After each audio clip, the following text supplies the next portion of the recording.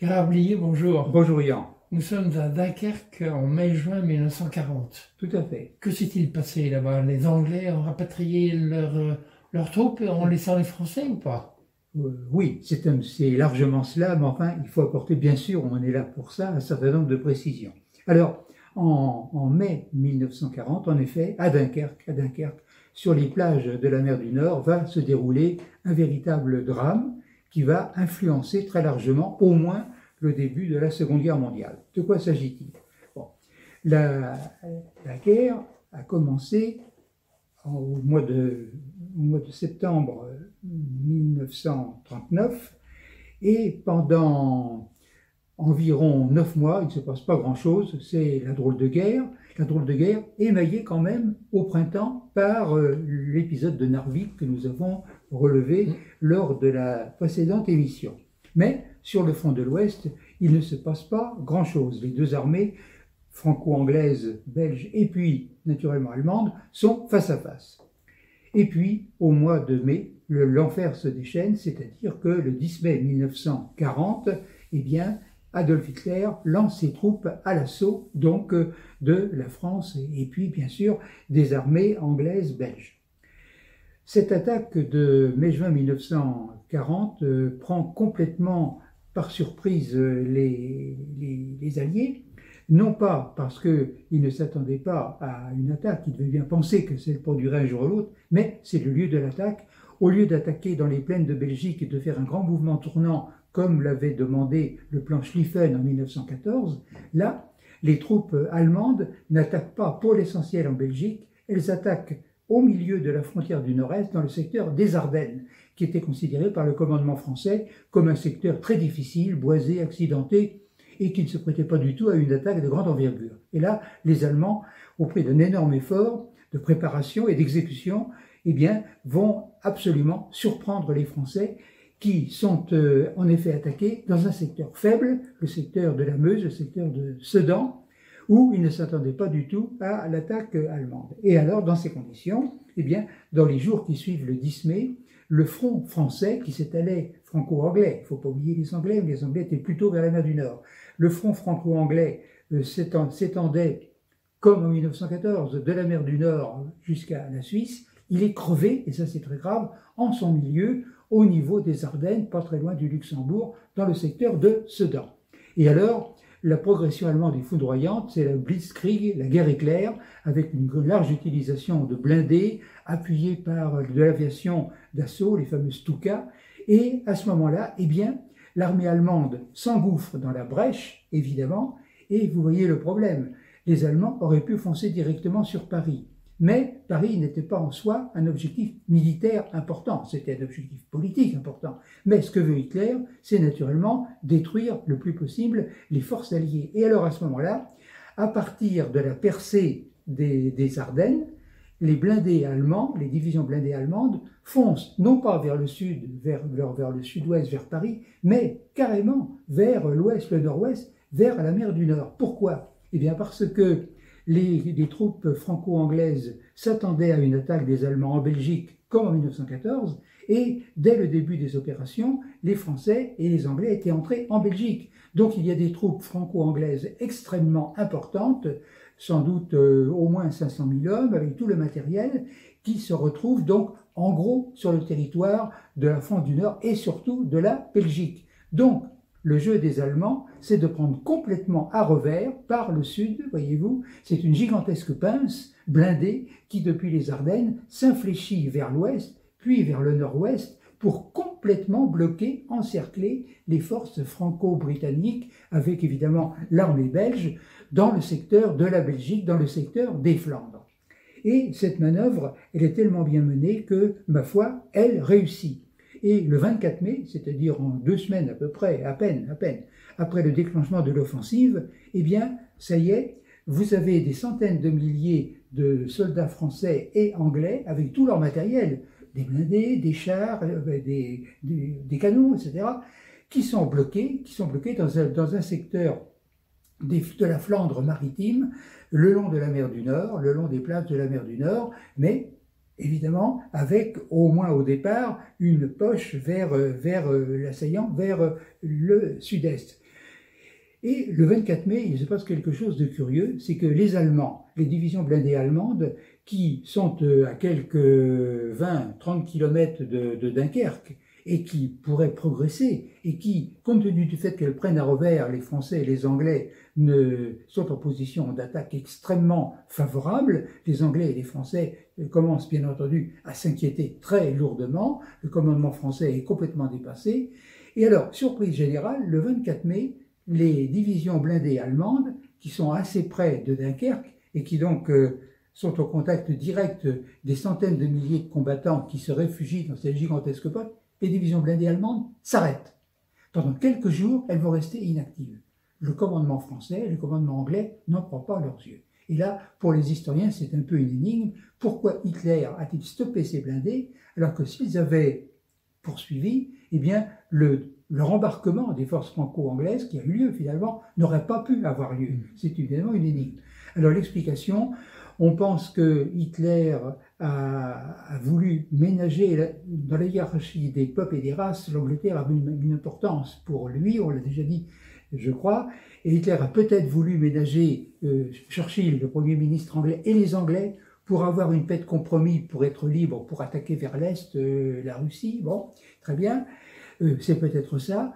Après le gigantesque effort de 2 semaines, les blindés avaient peut-être besoin, évidemment, les soldats avaient peut-être besoin de se reposer un petit peu, il fallait reviser le matériel, réapprovisionner en munitions, en carburant, bon, et puis surtout, la cause principale, c'est les ambitions complètement farfelues, démesurées de Göring. Göring qui était le patron de l'aviation de guerre allemande, la fameuse Luftwaffe, et Göring, qui était lui-même un ancien aviateur, avait assuré Hitler, avec qui il avait des relations très confiantes, Göring.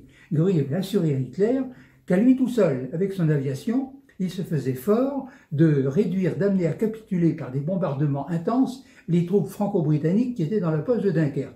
Ce qui fait que Hitler, confiant dans la parole de Göring, aurait fait reposer ses blindés quelques jours en laissant à Göring la gloriole, la gloire d'anéantir avec son aviation les forces françaises et anglaises. Bon, toujours est-il que si le calcul d'Hitler a été celui-là, il va se révéler être faux. Pourquoi? Eh bien, tout simplement parce que dans la poche, qui obtient ainsi un sursis, puisque les blindés s'arrêtent, la résistance s'organise. Et là, ce sont les forces françaises, qui sont minoritaires par rapport aux forces anglaises, qui font un travail de défense sur les périphéries de la poche tout à fait intéressant. On se fortifie à la hâte, etc. Et il y a un regroupement des unités. C'était un peu la débandade. Pendant ces quelques jours, les forces franco-anglaises dans la poche se réorganisent. Voyez-vous? Bon. Et évidemment, Göring tient sa promesse. Il lance de vigoureuses attaques, mais les attaques de la Luftwaffe, de l'aviation allemande, eh bien, grosse déception pour Göring, font des dégâts, incontestablement, mais les efforts de cette aviation ne sont pas décisifs. C'est-à-dire qu'il ne parvient pas à détruire d'une manière ou à désorganiser sur les plages suffisamment donc les forces franco-anglaises qui restent là et qui, au contraire, se réorganisent sous le feu de l'aviation. Mais là, Göring ne tient pas sa promesse. Ce qui fait que le 27 mai, après 3 jours perdus, du coup, pour Hitler, il ne pensait pas au départ que ça se passerait comme ça, le 27 mai, alors c'est l'offensive. L'offensive reprend, les Français et les Anglais résistent vaillamment, mais ils sont submergés, et à ce moment-là, évidemment, eh bien, il y a des centaines de milliers d'hommes avec leur matériel, mais plus ou moins dispersé, le matériel, sur les plages, qui attendent quoi? Qui attendent qu'on vienne les secourir, évidemment, de l'extérieur, ça veut dire de l'Angleterre. Et à ce moment-là, évidemment, la situation est très grave, parce que c'est tout le corps expéditionnaire anglais qui est là, et une partie de l'armée française aussi, qui est enveloppée dans cette nasse, dans cette poche mortifère de Dunkerque. Et la situation est évidemment grave, sinon désespérée. Mais ça va être en partie sauvé grâce à un effort tout à fait considérable des Anglais, c'est-à-dire que Churchill lance l'opération Dynamo. Qu'est-ce que l'opération Dynamo? Churchill, avec son dynamisme, eh bien, parvient à regrouper, à mobiliser, j'allais dire des centaines, peut-être un peu plus d'1 millier de bateaux de toute taille, et des bateaux de guerre, bien entendu, des cargos, mais des yachts. On estime que 600 yachts, des yachts de plaisance, par conséquent, sont mobilisés avec des équipages civils, mais enthousiasmés par l'effort à faire pour sauver, évidemment, les soldats anglais. Et toute cette armada, dans le cadre de l'opération Dynamo, va sur les plages de Dunkerque, où attendent, évidemment, haletant, des centaines de milliers d'hommes, surtout anglais, mais aussi français et belges. Et alors là, sous le feu des blindés allemands, mais sous le feu aussi, sous les bombardements de la Luftwaffe, eh bien, le rembarquement, pendant ces quelques jours, peut s'organiser et peut s'effectuer. Alors, le résultat de l'opération Catapulte, avec cet effort absolument gigantesque, traduit par un film qui a eu beaucoup de succès il y a 1 an ou 2, eh bien, au total, 340 000 hommes sont sauvés, au total. Et sur ces 340 000 hommes, 220 000 Anglais. Bon. Et puis, donc, le restant, ce sont des Français, beaucoup de Français, des Hollandais, des Belges qui étaient là. Alors, il y a eu une petite polémique, on a reproché aux Anglais d'avoir donné la priorité, comme c'était des bateaux anglais, à leurs hommes. Est-ce anormal qu'ils aient donné une sorte de priorité? Mais plusieurs dizaines de milliers de soldats français ont pu aussi gagner l'Angleterre.